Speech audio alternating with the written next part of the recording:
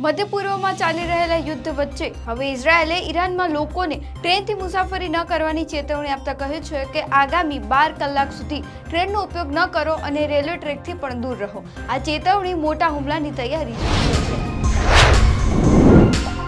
Iran દ્વારા હોર્મુઝ straight બંધ કરાતા પાકિસ્તાનમાં ઈંધણ અને એલપીજીની ભારે અછત સર્જાઈ છે, જેના પગલે પીએમ શાહબાઝ શરીફે લોકડાઉનની જાહેરાત કરી છે, જેમાં આજ રાત્રે 8 વાગ્યાથી મુખ્ય પ્રાંતોમાં બજારો અને શોપિંગ મોલ્સ બંધ રહેશે, જ્યારે ઇમરજન્સી સેવાઓ ચાલુ રહેશે. આ વર્ષે ભારતમાં ચોમાસું સામાન્ય કરતાં ઓછું રહેવાની શક્યતા છે. જૂનથી સપ્ટેમ્બર દરમિયાન કુલ વરસાદ તેના લાંબા ગાળાના સરેરાશના 94% જેટલો જ વરસે તેવો અંદાજ છે. ચોમાસાને લઈને ખાનગી હવામાન એજન્સી સ્કાયમેટે આગાહી કરી છે. અમેરિકા અને ઇઝરાયેલે આજે ઈરાનના ખાર્ગ આઇલેન્ડ પર હુમલો કર્યો છે. ડેડલાઇન પૂરી થાય તે પહેલા જ અમેરિકાએ ઈરાનના ઓઇલ ટર્મિનલને નિશાન બનાવ્યું છે. ઈરાનના અંદાજે 80 થી 90% ક્રૂડ ઓઇલ ખાર્ગ આઇલેન્ડથી જ એક્સપોર્ટ થાય છે. ઈરાની મીડિયાના મુજબ અહીંના ઓઇલ ટર્મિનલને નિશાન બનાવવામાં આવ્યું છે.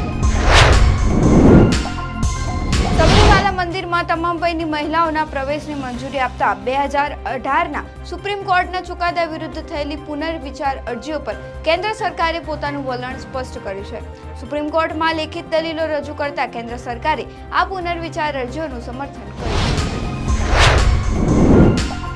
મણિપુરમાં શંકાસ્પદ ઉગ્રવાદીઓ દ્વારા કરાયેલા બોમ્બ અને રોકેટ હુમલામાં 2 નિર્દોષ બાળકોએ જીવ ગુમાવ્યા છે. આ દુર્ઘટનાથી લોકોમાં ભારે રોષ ફાટી નીકળ્યો હતો.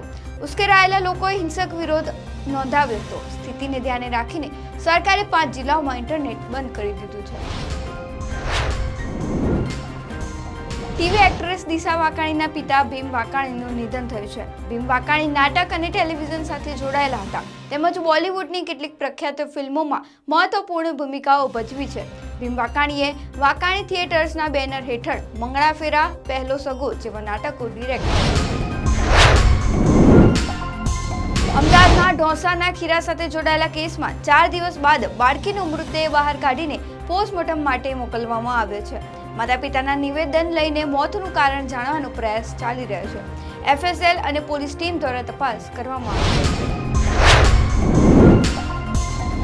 ગુજરાતમાં ₹20 કરોડની કિંમતનો એમડી ડ્રગ્સનો જથ્થો ઘૂસે તે પહેલા ગુજરાત અને રાજસ્થાનની ટીએસની ટીમની સંયુક્ત કાર્યવાહીથી આંતરરાષ્ટ્રીય ડ્રગ્સ સ્મગલિંગ સિન્ડિકેટનો પર્દાફાશ થયો છે. આ ડ્રગ્સ રેકેટમાં પણ પાકિસ્તાન કનેક્શન સામે આવ્યું છે. આ મામલે 2 શખ્સોની ધરપકડ કરવામાં આવી છે.